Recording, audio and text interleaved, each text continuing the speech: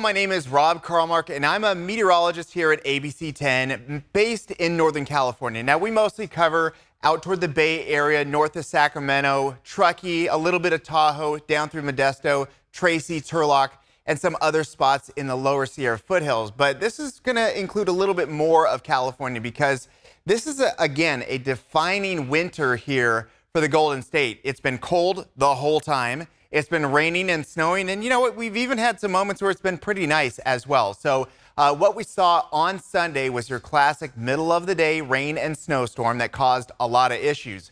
On 50 coming back, momentary closures, 4-hour traffic jam, same thing on 80, and then here we are with the brand new one. Now, as I'm taping this early Monday morning, this is the issue we have to deal with in the moment. We've got another brand new system moving in through really cold temperatures. Very heavy rain, embedded thunderstorms, small hail, and that's going to be washing through as just a big cold front that pushes through. So you get rain and wind all at once, and then sustained Sierra snow on the back end of this. So this is what's pushing through at the moment, and this is where we are. This is live radar as of 9:30 in the morning. We've got some coastal range snow. We've got heavy rain in the valley. We've got already Sierra snow that's really coming down, but this one's a little bit different, because right in the pocket, this is when the peak of the activity happens. But remember, there's a lot more to this storm, and then there's another one on top of that. So one of the main issues is that you have to layer in some strong winds on top of that. This is gusts up to 30 to 45 miles per hour. In the mountains, gusts up to 60 or so. And this is going to last for the next couple of days. In fact, technically, we have a blizzard warning for portions of the Sierra right around 3,000 feet on up to the crest, including the Tahoe Basin. And this is going to last from all day on Monday, all day on Tuesday to early Wednesday morning. This is a rare combination where it's not only snowing super hard, an inch or two per hour, if not higher, but also the gusty conditions. It's just going to make it impossible to see. If you can't see, you can't drive. The other issue related to this is that plows cannot keep up with this, and the high snowbanks from our very large winters so far is going to complicate everything. Let me give you an example of what heavy snow is versus a blizzard. For heavy snow, it'll be snowing really hard, but at least you can see for the most part. Let's just say there's an issue, someone loses traction, they wreck, or they hit the snowbank. Guess what? You can safely leave your vehicle and you're in a safe spot. But in a blizzard, it is not safe to leave your vehicle. In fact, what you're looking at is nothing. You cannot see in a blizzard. It's near zero visibility. It is blowing across the road, and with the high snowbanks, that means it's blowing right at eye level, so that's a huge major problem. If you get stuck or you crash, now you're immobilized, and guess what?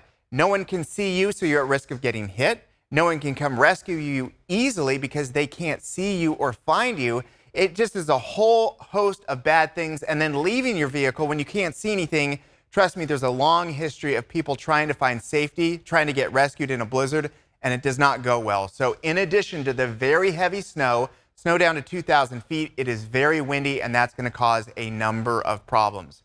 In the Big Mountain backyard, which is here locally, we've got a basic understanding of the day ahead. It's going to rain hard in the middle of the day, then it's going to start to clear up, and then we're looking at a bit of a break overnight, and then it all comes back again tomorrow. So this is a 1-2 punch. We've got the one coming through today. Then we've got some snow in the mountains, and this is going to sustain itself. Look at this. The time is ticking away, but the snow is not leaving us. And then early tomorrow morning, another round during the commute. That's always going to be terrible. People crash very easily with conditions like this, and then another round into the afternoon. If you're looking for a break, it's going to start Wednesday through the rest of the week. Now let's broaden things out to California at whole. Here's the situation. We've got this storm that's moving through today and tomorrow, and it does impact Southern California as well with more rain and more snow. Then we get a bit of a break. Then for the weekend, we get more of a focused Northern California system for Saturday and for Sunday, and then stretching out into the beginning of next week. That's fine. This is where all the big reservoirs are, and the snowpack tends to favor some of those big reservoirs. With that said, over the next 7 to 10 days, guess where the hot spot is along all of the West Coast? It is in Northern California. It is in Central California. Southern California is going to have some moments, but not as bad as what we went through down there recently. So that means we're going to add more rain. We're going to add more snow. I just looked at the snowpack, so this isn't even updated. It's now 156% of a normal April snowpack. So we're not only at a normal season, we're at a season and a half, and we're going to keep building that. And many resorts very soon, if not today, they're going to announce 500 inches of snow for the season. And remember, they keep adding to it. So we've got a bit of a break. Make the most of it. Many more storms going into the weekend and after that.